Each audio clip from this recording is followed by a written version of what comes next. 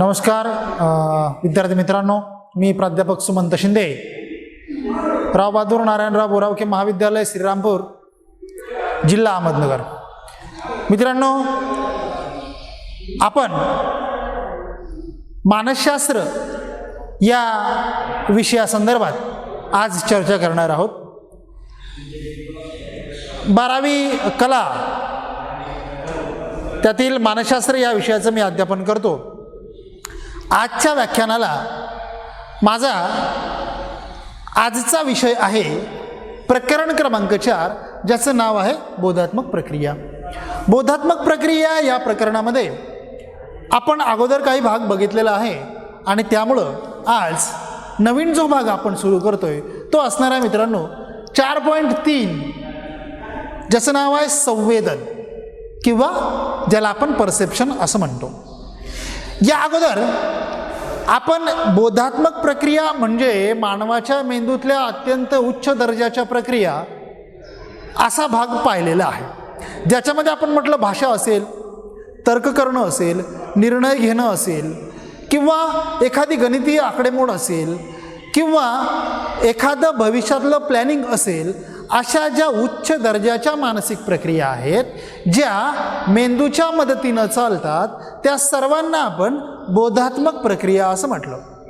आणि मग यातील काही महत्त्वाच्या बोधात्मक प्रक्रियांचा अभ्यास आपण या प्रकरणात करतोय। तर याच्या अगोदर अवधान या बोधात्मक प्रक्रियेचा अभ्यास आपण ऑलरेडी केलेला आहे किंवा त्याची आपण चर्चा केलेली आहे। आज आपण जो मुद्दा निवडलेला आहे 4.3, ज्याचं नाव संवेदन आहे, ती सुद्धा एक प्रकारची बोधात्मक प्रक्रियाच आहे। आणि ह्या बोधात्मक प्रक्रियेचा मानवाच्या अस्तित्वाशी कसा संबंध आहे, त्यातील काही मानसशास्त्रीय गुणवैशिष्ट्ये कशी आहेत, यांची चर्चा आपल्याला या व्याख्यानामध्ये करायची आहे। तर मी सुरुवात करतोय। संवेदन ही एक प्रक्रिया आहे। संवेदन हा फक्त एक शब्द नाही, तर संवेदन ही एक प्रकारची मानसिक प्रक्रिया आहे जी आपल्याला समजून घेत असताना तिचे टप्पे किंवा तिच्या पायऱ्या आपल्याला लक्षात घ्याव्या लागतील। साधारणपणे पहा विद्यार्थ्यांनो, की संवेदन म्हणजे काय, तर त्याची अर्थ, व्याख्या आणि स्वरूप आपल्याला या ठिकाणी लक्षात घ्यायचं आहे। आपण त्याची प्रक्रिया पहिली लक्षात घेऊ आणि मग आपण त्याच्या अर्थ आणि व्याख्येकडे जाऊयात। म्हणजे पहा की जगातली कोणतीही गोष्ट किंवा आपल्या संपर्कात आलेला कोणताही उद्दीपक आपल्याला समजून घ्यायचा असेल, तो काय आहे हे आपल्याला कळून घ्यायचं असेल, तर त्या उद्दीपकाला आपल्याला 3 पायऱ्यांमधून न्यावं लागतं। आणि त्यातली पहिली पायरी असते वेदन, ज्याला आपण सेन्सेशन असं म्हणतो। सेन्सेशन किंवा वेदन म्हणजे काय, तर वेदन म्हणजे उद्दीपकाची अर्थहीन जाणीव। बघा, वेदन म्हणजे उद्दीपकाची अर्थहीन जाणीव, म्हणजेच आपल्याला आजूबाजूच्या परिसरामध्ये काहीतरी आहे हे कशाच्या आधारे कळतं मित्रांनो, आपल्याला आपल्या 5 ज्ञानेंद्रियाच्या माध्यमातून कळतं। कानांना जाणवतं की आजूबाजूला काहीतरी आवाज सुरू आहे, डोळ्यांना जाणवतं की आजूबाजूला काहीतरी दृश्य स्वरूपात उद्दीपक उपस्थित आहे, नाकाला जाणवतं कशाचा तरी वास येतोय, किंवा जिभेला जाणवतं की काहीतरी वेगळ्या प्रकारची चव आहे, किंवा आपल्या त्वचेला थंड, उष्ण किंवा प्रेमाचा किंवा भीतीचा असा स्पर्श जाणवतो। म्हणजे ही जे 5 सेन्स ऑर्गन्स आहेत, 5 ज्ञानेंद्रिय आहेत, या 5 ज्ञानेंद्रियांच्या आधारेच आपल्याला आजूबाजूच्या जगातील उद्दीपकांची जाणीव होत असते। आता ही जाणीव 2 प्रकारे होते। पहिली असते अर्थहीन जाणीव, काहीतरी आहे पण काय आहे हे माहीत नसणं म्हणजे वेदन होय। माझ्या अवतीभोवती काहीतरी आहे पण काय आहे हे माहीत नाही, त्याला म्हणतो आपण वेदन। मग काहीतरी आहे आणि काय आहे हे जर समजून घ्यायचं असेल तर त्याच्याकडे लक्ष द्यावं लागेल, आणि लक्ष देणं म्हणजेच अवधान होय, ज्याला आपण अटेन्शन असं म्हटलेलं आहे। काहीतरी जाणवतंय मग त्याच्याकडे लक्ष द्यावं लागेल। मग हे जे 5ही ज्ञानेंद्रिय आहेत यांच्यापैकी एखाद्या ज्ञानेंद्रियाला त्याच्याकडे वळवावं लागेल।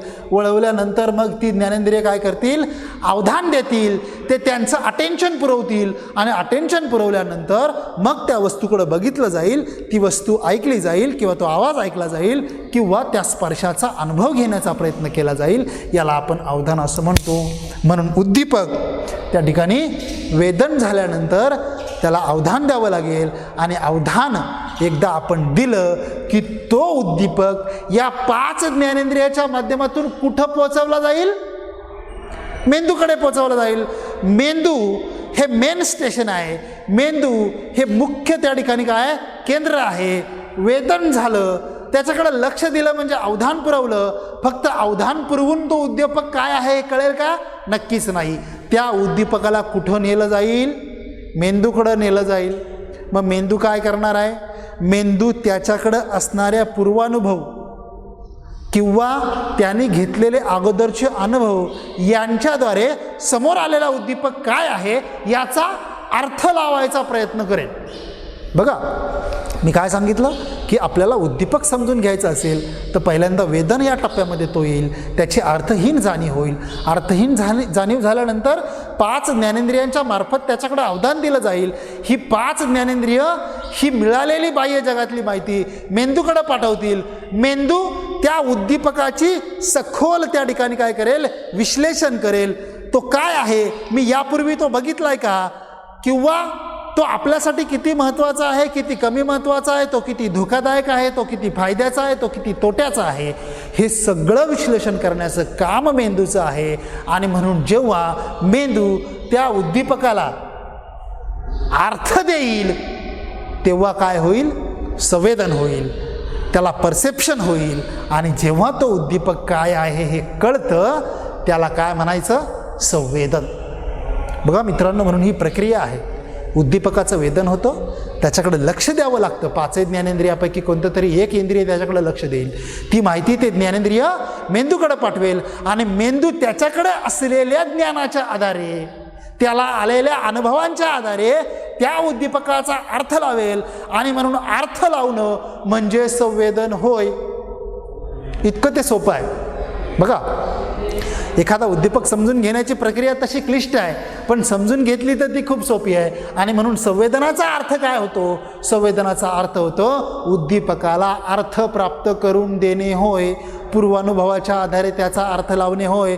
आणि म्हणून संवेदनाची व्याख्या मित्रांनो अत्यंत साध्या आणि सोप्या प्रकारे केली जाते की बाह्य वातावरणातून मिळालेल्या माहितीला, बघा, बाह्य वातावरणातून मिळालेल्या माहितीला पूर्वानुभवाच्या आधारे अर्थ मिळवून देण्याची प्रक्रिया म्हणजे संवेदन होय.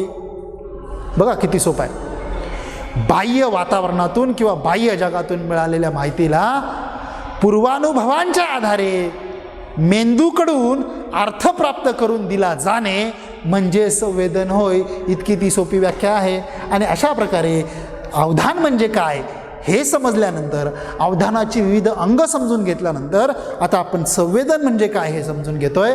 आता या संवेदनाला सुद्धा काही नियम आहेत, काही तथ्य आहेत, काही तत्व आहेत. बघा, मानवी मेंदू ही अत्यंत अगम्य अशी गोष्ट आहे. मानवी मेंदूचं जितकं संशोधन होईल तितकं अधिक वाव त्या क्षेत्रामध्ये आहे. आणि म्हणून आजही कोणत्याही विज्ञानाला मानवी मेंदू पूर्णपणे समजून घेता आलेला नाही. संवेदन ही प्रक्रिया मानवी मेंदूशी जोडली गेलेली आहे. आणि म्हणून तिच्याबाबत सुद्धा आज आपल्याला परिपूर्ण माहिती उपलब्ध नाही. परंतु जेवढी माहिती उपलब्ध आहे तिचा अभ्यास आपण या ठिकाणी या प्रकरणाच्या माध्यमातून करतो आहोत. आणि म्हणून संवेदनाच्या संदर्भामध्ये आता आपण पुढच्या टप्प्यांकडे जातोय. तो आहे आपला पुढचा टप्पा 4.3.2 संवेदनाशी संबंधित तथ्य किंवा तत्व, प्रिन्सिपल्स ऑफ परसेप्शन. आपण परसेप्शन म्हटलंय संवेदनाला. प्रिन्सिपल्स ऑफ परसेप्शन किंवा संवेदनाशी संबंधित तथ्य किंवा तत्व, ती तत्व आपल्याला समजावून घ्यायची आहेत. याच्यामध्ये साधारणतः प्रामुख्यानं आपल्याला 2 प्रमुख तत्व समजून घ्यायची आहेत किंवा 2 प्रमुख तथ्य आपल्याला समजून घ्यायची आहेत. त्यातलं पहिलं तथ्य तुम्हाला या ठिकाणी मित्रांनो दिसतंय फळ्यावरती, समग्रतेकडून अंशिकतेकडे आणि अंशिकतेकडून समग्रतेकडे. बघा, लक्षात घ्या, अत्यंत सोप्या शब्दात आहे. या अगोदर मी तुम्हाला एक नियम किंवा एक तथ्य किंवा तत्व सांगतो मुलांनो. मानवी मेंदूला कशामध्ये इंटरेस्ट आहे? मानवी मेंदूला आजूबाजूचं जग समजून घेण्यामध्ये इंटरेस्ट आहे. त्याला आजूबाजूच्या परिसरातील निरर्थक गोष्टींमध्ये अजिबात रस नाही. माणसाचा मेंदू एक अशी गोष्ट आहे की तो त्या ठिकाणी नेहमी काय प्रयत्न करतो? तो नेहमी आजूबाजूचं जग समजून घेत असताना त्याला अर्थ देण्याचा प्रयत्न करत असतो. आता हा अर्थ दिला जात असताना त्यासाठी तो वेगवेगळ्या प्रकारच्या गोष्टींची मदत घेतो, वेगवेगळ्या प्रकारच्या घटकांचा तो वापर करतो. कधी तो आजूबाजूच्या परिसराला संदर्भ म्हणून घेतो, तर कधी कधी तो संदर्भ वापरत सुद्धा नाही. आणि म्हणून या ठिकाणी यातून संवेदन संघटनाची काही तत्व किंवा तथ्य त्या ठिकाणी काय होतात, तथ्य किंवा तत्व त्या ठिकाणी काय होतात, समोर येतात. त्यातलं तर आपण संवेदन हा मुद्दा समजून घेत असताना संवेदनाची काही तथ्य पाहतोय किंवा काही तत्व पाहतोय. आणि मग ही तत्व सांगत असताना मी असं सांगितलं की माणसाचा मेंदू ही एक अशी गोष्ट आहे की जिला आजूबाजूच्या गोष्टींमध्ये नेहमी काहीतरी अर्थ शोधायचा असतो. आजूबाजूच्या गोष्टी निरर्थक पाहण्यामध्ये मेंदूला इंटरेस्ट नाही आणि त्यातून संवेदनाची काही तथ्य किंवा तत्व तयार होतात. त्या तथ्य आणि तत्वांमधलं पहिलं तत्व आहे समग्रतेकडून आंशिकतेकडे आणि आंशिकतेकडून समग्रतेकडे. म्हणजे मिनिमम टू मॅक्झिमम आणि मॅक्झिमम टू मिनिमम असं सुद्धा आपण त्याचा सोप्या शब्दामध्ये अर्थ घेऊ शकतो. पहा या ठिकाणी समग्रतेकडून आंशिकतेकडे जात असताना पहा म्हणजे मोठ्याकडून छोट्याकडे किंवा मॅक्झिमम टू मिनिमम. या ठिकाणी तुम्हाला एक आकृती दिसेल मित्रांनो. या आकृतीमध्ये तुम्हाला 3 वेगवेगळ्या आकृत्या या ठिकाणी दिसतील. तर याच्यामध्ये पहिली आकृती जेव्हा आपण पाहतो तेव्हा तिचा यल या इंग्रजी अक्षराचा आपल्याला काय होतो, बोध होतो. जेव्हा आपण दुसरं अक्षर बघतो तेव्हा तो इंग्रजीमधील एच असा त्याचा बोध होतो. आणि जेव्हा आपण तिसऱ्या अंकाकडे बघतो किंवा तिसऱ्या त्या ठिकाणी अक्षराकडे बघतो तेव्हा तो बी असा जाणवतो. ॲक्च्युली जर आपण त्या ठिकाणी इंग्लिशचे नियम या ठिकाणी जर लागू केले तर खरं तर यल नंतर हा यच नाहीच आहे, कारण ही अक्षरं एकमेकाला जोडली गेलेली नाही. इथं त्या ठिकाणी थोडीशी मोकळी जागा आहे. तसंच पुढे सुद्धा खरं तर तो अंक 13 आहे, परंतु आपण त्याचा अर्थ बी असा घेतो. असा आपण अर्थ का घेतो, कारण आधीच्या गोष्टी ह्या आपल्याला यल आणि यच वाटतात आणि म्हणून पुढचा अंक हा 13 न वाटता तो बी असा वाटतो, कारण अगोदरच्या गोष्टींचा अर्थ वेगळा आहे. आणि म्हणून सुरुवातीला ज्या गोष्टी आपण पाहिलेल्या आहे त्यांचा संदर्भ घेऊन आपण पुढच्या गोष्टीचा अर्थ लावतो. आणि म्हणून आपण काय करतो, समग्रतेकडून आंशिकतेकडे जातो. आजूबाजूच्या गोष्टींना जो अर्थ आहे तोच तिथं उपस्थित असणाऱ्या दुसऱ्या गोष्टीचा सुद्धा असेल असा समज मेंदू करून घेतो. आणि म्हणून त्या ठिकाणी त्या गोष्टीला तिचा मूळ अर्थ न देता संदर्भासहित तिचा अर्थ लावला जातो. आणि म्हणून समग्रतेकडून आपण आंशिकतेकडे जातो. बघा अत्यंत साधी गोष्ट आहे, परंतु ती समजून घेतली पाहिजे. आता आपण पुढे जाऊया. याच्या विरुद्ध किंवा याच्या उलट असणारं तत्व आपण या ठिकाणी समजून घेऊ. आता इथे एक आकृती दिसते मुलांनो, की या आकृतीमध्ये त्या ठिकाणी पहिला स्टार दिसतोय, त्याच्यानंतर एक ॲरो दिसतोय किंवा बाण दिसतोय जो खालच्या बाजूला वळालेला आहे. आणि पुढे आणखी एक त्या ठिकाणी आपल्याला संख्या जी 13 आहे असं आपल्याला जाणवत आहे. आता पहा या ठिकाणी उलट आहे. इथं सुरुवातीच्या गोष्टींचा आणि नंतरच्या गोष्टीचा काहीच एकमेकाशी अर्थ नाही आहे. म्हणजे या ठिकाणी पहिल्या 2 गोष्टींचा अर्थ एकमेकाशी न लागल्यामुळं पुढच्याही गोष्टीचा अर्थ यांच्याशी जोडला जात नाही. लक्षात येतं ना मला काय म्हणायचं आहे? मला या ठिकाणी म्हणायचं आहे की आजूबाजूच्या गोष्टींचा एकमेकाशी संबंध नसल्यामुळे प्रत्येक गोष्ट वेगवेगळी आहे असं समजलं जातं. आणि म्हणून त्या गोष्टीचा अर्थ जसा आहे तसा घेतला जातो. म्हणजे एक स्टार आहे, एक ॲरो आहे आणि पुढे 13 ही संख्या आहे. वरच्या उदाहरणामध्ये तसं झालं नाही. वरच्या उदाहरणामध्ये 2 गोष्टींना अर्थ होता म्हणून तिसऱ्या गोष्टीला त्यांच्या संदर्भात अर्थ दिला गेला. इथं मात्र या ठिकाणी पहिल्या 2 गोष्टींना कुठलाही संदर्भ नसल्यामुळे तिसऱ्या गोष्टीला कुठलाही अर्थ दिला गेला नाही किंवा तिचा जसा अर्थ आहे तसाच घेतला गेला. म्हणून इथं आपल्याला 13 हा अंक जाणवतो, बी हा अक्षर जाणवत नाही, कारण पहिल्या 2 गोष्टींचा संदर्भ याच्याशी जोडला जात नाही. म्हणजेच आपण काय करतोय, आंशिकतेकडून समग्रतेकडे जातो आहोत. बघा पहिल्या ठिकाणी आपण समग्रतेकडून आंशिकतेकडे गेलो, एकूण गोष्टींमधून एका छोट्या गोष्टीचा अर्थ लावला. इथं मात्र त्या ठिकाणी संदर्भ लावता आला नाही आणि म्हणून आपण प्रत्येक गोष्टीचा वेगळा अर्थ घेतला. इथं मात्र आपण आंशिकतेकडून समग्रतेकडे गेलो. हे संवेदनाशी संबंधित एक तत्व आहे किंवा तथ्य आहे मुलांना पहा. आणि म्हणून बारकाईने आपल्याला ते समजून घेतलं पाहिजे. आता मित्रांनो मी पुढे जाणार आहे आणि दुसऱ्या त्या ठिकाणी तत्वांकडे जाणार आहोत. संवेदनाशी संबंधित तथ्य किंवा जी तत्व आहेत त्यांच्यामध्ये आपण पुढच्या तथ्याकडं किंवा तत्वाकडं जाणार आहोत. त्याच्यामध्ये आहे संवेदन संघटनाची तत्वे. संवेदन संघटनाची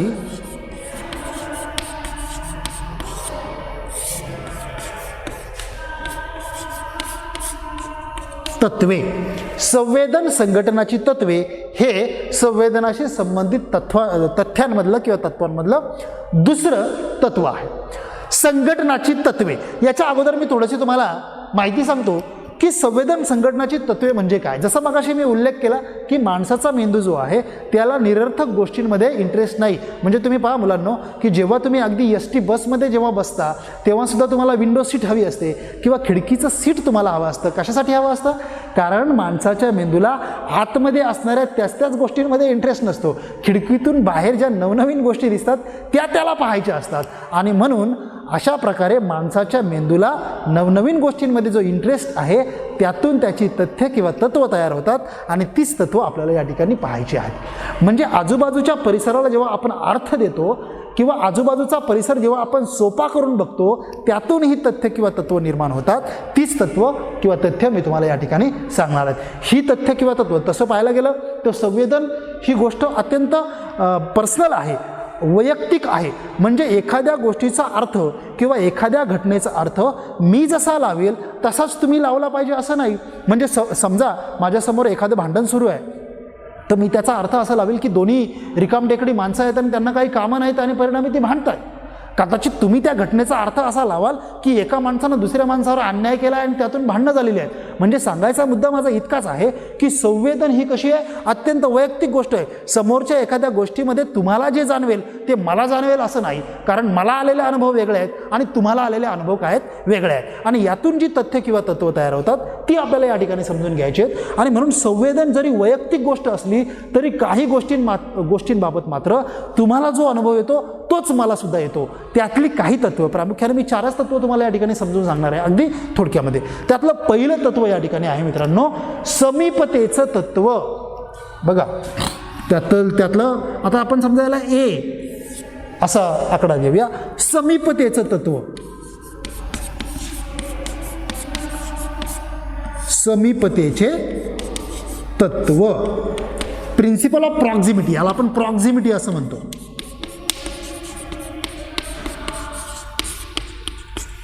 प्रिन्सिपल ऑफ प्रॉक्झिमिटी किंवा समीपतेचं तत्व अत्यंत सोप्या शब्दात सांगतो मुलांनो की ज्या गोष्टी एकमेकाच्या जवळ असतात त्यांचा गट करून पाहिला जातो.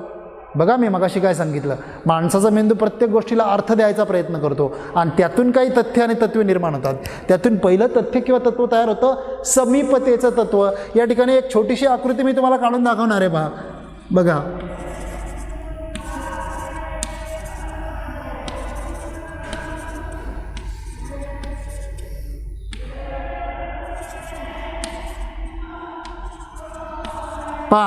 ह्या आकृतीवर तुम्ही काय करायचं, थोडंसं कॉन्सन्ट्रेशन करायचं.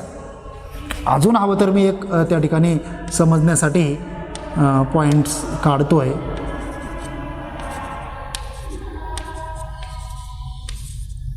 पहा मुलांनो, आता जेव्हा कोणत्याही एका सर्वसामान्य विद्यार्थ्याला या आकृतीकडे पाहायला सांगितलं जातं आणि त्याला विचारलं जातं की बाबा रे तुला या आकृतीमध्ये काय दिसतंय, तेव्हा तो विद्यार्थी अगदी न अडखळता सांगतो की 4-4 बिंदूंचे वरती 3 गट आहेत आणि 4-4 बिंदूंचे खाली 3 गट आहेत. बघा त्याने ही परिस्थिती समजून घेताना कशी समजून घेतलेली आहे, ज्या गोष्टी जवळ आहेत, ज्या गोष्टी एकमेकाच्या समीप आहेत त्यांचा एक गट त्याच्या मेंदूने करून बघितलेला आहे. बघा असंच तुम्हालाही जाणवणार, असंच मलाही जाणवणार. परंतु कोणत्याही विद्यार्थ्याला 8 बिंदूंची एक रेषा आहे असं मात्र त्या ठिकाणी जाणवणार नाही. कारण वरच्या 4 बिंदूंमध्ये आणि खालच्या 4 बिंदूंमध्ये काय आहे, अंतर आहे. हे वरचे 4 बिंदू खालच्या 4 बिंदूंच्या समीप नाहीत आणि म्हणून या 8 जणांचा कधीच गट दिसणार नाही किंवा या 8 जणांचा गट दिसणार नाही किंवा या 8 जणांचा गट दिसणार नाही. तो एकतर असा दिसेल किंवा फक्त या 4-4चा दिसेल. आणि म्हणून मी काय सांगतो मुलांनो, जे उद्दीपक, ज्या वस्तू एकमेकांच्या जवळ म्हणजे फिजिकली किंवा शारीरिकदृष्ट्या ज्या गोष्टी एकमेकांच्या जवळ असतात त्यांचा गट करून पाहिला जातो, हे संवेदन संघटनाचं पहिलं तत्व आहे किंवा त्या ठिकाणी पहिलं तथ्य आहे, ज्याला आपण समीपतेचं तत्व किंवा प्रिन्सिपल ऑफ प्रॉक्झिमिटी असं म्हणतो. बघा मुलांनो, आता मी दुसऱ्या तथ्याकडं किंवा दुसऱ्या तत्वाकडे जाणार आहे. ते संवेदन संघटनाचं दुसरं तत्व असणार आहे. पहा, समीपतेचं तत्व झाल्यानंतर आपण पुढच्या तत्वाकडे जातोय. पुढचं तत्व आहे समानतेचं तत्व.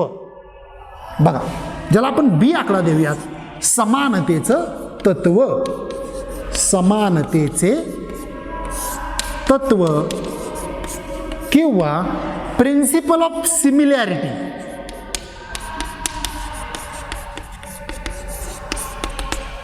प्रिन्सिपल ऑफ सिमिलॅरिटी किंवा समानतेचं तत्व. आता समीपतेच्या तत्वामध्ये आपण काय बघितलं होतं? समीपतेच्या तत्वामध्ये आपण पाहिलं, ज्या गोष्टी फिजिकली एकमेकाच्या जवळ असतात, शारीरिकदृष्ट्या एकमेकाच्या जवळ असतात, त्यांचा एक गट करून पाहिला जातो. आता आपण दुसरं तत्व पाहतोय, समानतेचं तत्व. याची सुद्धा व्याख्या अत्यंत सोपी आहे. याच्यामध्ये असं म्हटलं जातं की ज्या गोष्टी आकारानं, रंगानं एकमेकांच्या सारख्या दिसतात किंवा असतात त्यांचा गट करून पाहिला जातो, याला आपण समानतेचं तत्व असं म्हणतो. मग थोडक्यात मी एक आकृती काढतो, मग तुमच्या लक्षात येईल. पहा मुलांनो,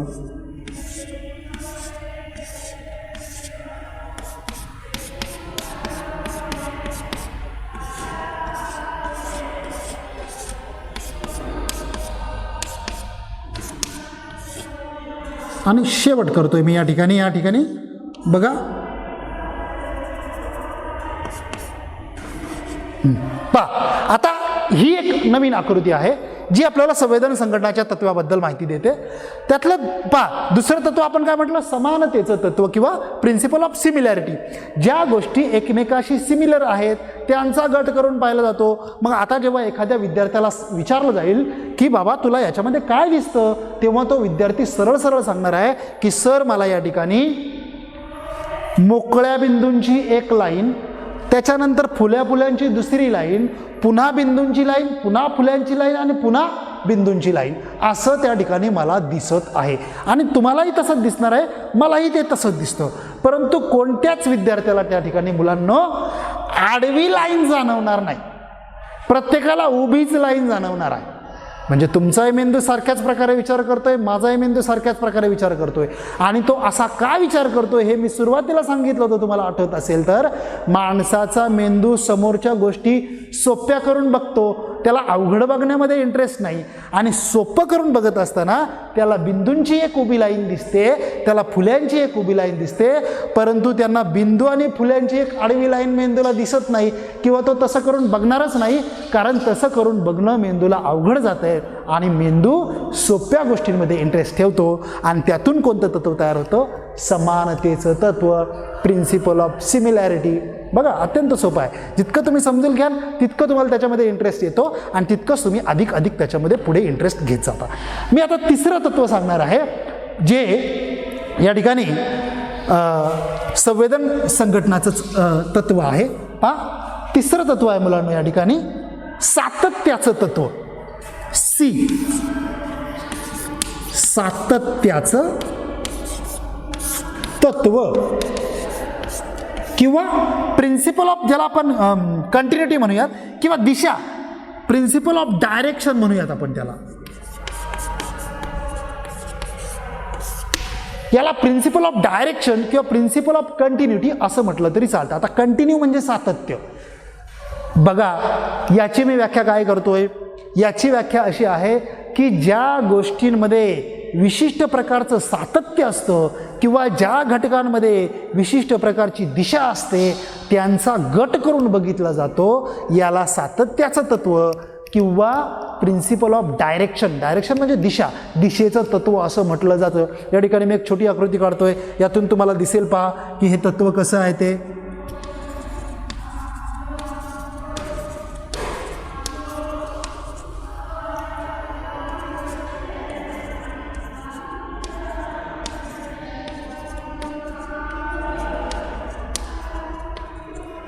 बघा, इथे एक मी छोटीशी आकृती काढलेली आहे, ती तुम्हाला नक्कीच दिसत असेल. आता ह्या आकृतीमध्ये जेव्हा विद्यार्थ्यांना असं विचारलं जातं की तुम्हाला या आकृतीमध्ये काय दिसतं किंवा काय समजलं तुम्हाला, तर बरेचसे विद्यार्थी त्या ठिकाणी असं उत्तर देतात की आम्हाला या ठिकाणी दोन रेषा एकमेकींना छेदत आहेत असं दिसतं. बघा, तुम्ही जेव्हा या आकृतीकडे बघता तेव्हा तुम्हाला असं दिसतं की दोन रेषा एकमेकींना छेदत आहे. परंतु जर आपण भूमितीचा नियम या ठिकाणी लावला, जिओमेट्रीचा नियम जर आपण या ठिकाणी अप्लाय केला, तर तुम्हाला या दोन रेषा आहेत का, तर अजिबात नाहीत. ते फक्त बिंदू आहेत. रेषा ही सतत किंवा सातत्यपूर्ण असते, तिला मध्ये मध्ये त्या ठिकाणी छेद नसतात. इथं मात्र फक्त बिंदू आहेत, रेषा नाहीत. परंतु जेव्हा आपण विद्यार्थ्यांना विचारतो तेव्हा मात्र ते सांगतात की दोन रेषा एकमेकांना छेदतात. असं का जाणवत आहे? कारण या बिंदूंमध्ये विशिष्ट प्रकारचं सातत्य आहे, या बिंदूंमध्ये विशिष्ट प्रकारची दिशा आहे. हे बिंदू विशिष्ट प्रकारच्या दिशेला जातात, हे बिंदू विशिष्ट प्रकारच्या दिशेला जातात. आणि म्हणून मी सुरुवातीला सांगितलं होतं की माणसाचा मेंदू आजूबाजूच्या गोष्टींना काहीतरी अर्थ द्यायचा प्रयत्न करतो, निरर्थक गोष्टी तो पाहत नाहीत. तसं पाहायला गेलं तर ही गोष्ट निरर्थक आहे, परंतु आपल्या मेंदूला तिच्यामध्ये अर्थ जाणवतोय, कारण तो आजूबाजूच्या गोष्टी समजून घेण्याचा प्रयत्न करतो. बघा, माणसाच्या मेंदूची खासियतच ही आहे. माणूस एवढ्या पिढ्या जगू शकला किंवा राहू शकला याचं कारण काय? माणसाच्या मेंदूनं आजूबाजूला दिसणारी प्रत्येक गोष्ट समजून घ्यायचा प्रयत्न केला आणि समजून घेतल्यानंतर त्यातली धोक्याची कोणती आणि बिगर धोक्याची कोणती हे त्याला चांगल्या प्रकारे समजलं आणि म्हणून त्याने प्रत्येक गोष्टीला अर्थ द्यायचा प्रयत्न केला. आणि म्हणून त्यातून कोणतं तत्व निर्माण झालं? सातत्याचं तत्व निर्माण झालं, प्रिन्सिपल ऑफ डायरेक्शन तयार झालं किंवा त्या ठिकाणी सातत्याचं तत्व झालं. आता या ठिकाणी मी शेवटचं तत्व त्या ठिकाणी सांगणार आहे आणि मग आपण हे व्याख्यान संपवणार आहोत. त्यातलं चौथं आणि शेवटचं तत्व आहे मुलांनो, समावेशनाचं तत्व. बघा, ज्याला आपण डी आकडा देऊयात, समावेशनाचं तत्व. समावेशन तत्व किंवा प्रिन्सिपल ऑफ क्लोजर.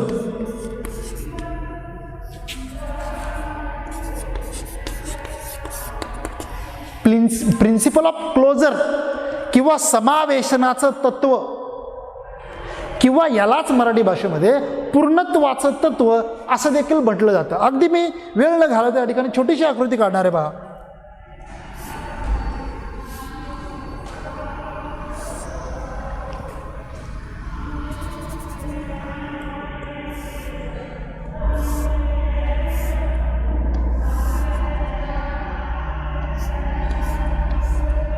पहा, आकृती छोटी आहे परंतु लक्षात येण्यासारखी आहे. या ठिकाणी मी 3 आकृत्या काढलेल्या आहेत. जेव्हा मुलांना विचारलं जातं तेव्हा विद्यार्थी असं सांगतात की पहिल्या आकृतीमध्ये आम्हाला त्रिकोण दिसतोय, दुसऱ्या आकृतीत आम्हाला चौकोन दिसतोय, तर तिसऱ्या आकृतीमध्ये आम्हाला वर्तुळ दिसतोय. पण मुलांनो, या ठिकाणी जर आपण प्रामुख्यानं त्या ठिकाणी भूमितीय नियमांनुसार जर बघितलं तर हा त्रिकोण नाही, हा चौकोन नाही किंवा हा वर्तुळ नाही, कारण या रेषा एकमेकांना जोडल्या गेलेल्या नाहीत. पण मी जसं सुरुवातीला सांगितलं, माणसाचा मेंदू प्रत्येक गोष्टीला अर्थ द्यायचा प्रयत्न करतो आणि त्यातून काय तयार होतं? संवेदनाशी संबंधित तत्व किंवा संघटनाची तत्व निर्माण होतात. आणि म्हणून समावेशनाचं तत्व अपूर्ण गोष्टी पूर्ण करून पाहणे. बघा, याचा अनुभव आपल्याला बऱ्याचदा येतो. अगदी कधी कधी आपण पुस्तकातली एखादी प्रिंटिंग मिस्टेक असलेली चुकीची ओळसुद्धा व्यवस्थित पूर्ण करून वाचतो आणि आपल्याला कळतही नाही की त्यातला एखादा शब्द चुकीचा होता म्हणून. आपला मेंदू अगदी वेगामध्ये सुद्धा चुकीच्या गोष्टींना सुद्धा अर्थ देतो आणि म्हणून त्यातून काय तयार होतात? ही संघटनाची तत्व तयार होतात. त्यातलंच चौथं आणि शेवटचं तत्व आहे समावेशनाचं तत्व किंवा प्रिन्सिपल ऑफ क्लोजर. आणि म्हणून या ठिकाणी अपूर्ण गोष्टी पूर्ण करून पाहणं, त्या समावेश करून पाहणं आणि म्हणून समावेशनाचं तत्व आहे. अशा पद्धतीनं संवेदन म्हणजे काय, संवेदनाचे आपण अर्थ पाहिला, आपण व्याख्या पाहिली, आपण त्याचं स्वरूप पाहिलं, त्याची प्रक्रिया पाहिली आणि त्यानंतर आपण संवेदनाशी संबंधित तथ्य आणि तत्वांमध्ये 2 तत्व पाहिली, समग्रतेकडून आंशिकतेकडे, आंशिकतेकडून समग्रतेकडे. आणि संवेदन संघटनाच्या तत्वांमध्ये समीपता तत्व, समानता तत्व, सातत्य तत्व आणि समावेशनाचं तत्व, इतकी तत्व आपण त्या ठिकाणी पाहिलेली आहेत. तुम्हाला समजलं असेल अशी अपेक्षा करतो आणि माझं व्याख्यान थांबवतो.